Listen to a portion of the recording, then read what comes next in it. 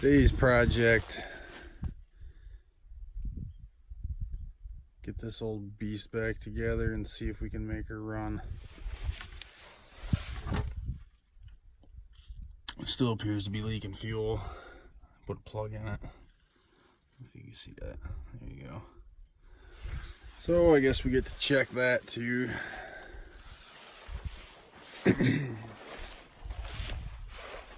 Might not be doing much if we can't get any fuel in there.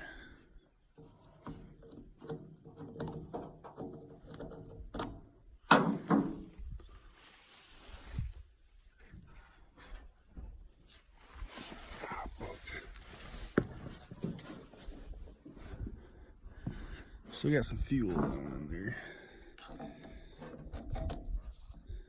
Park this tractor over here after we got the hay off. Injection pump shot. So I knocked the check ball out of it. Did the right thing. Knocked the check ball out of it. Made it run. Now, gotta try again. New check ball. There we go, now you see it.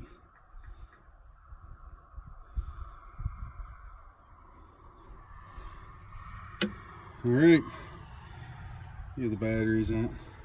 See what we can make happen.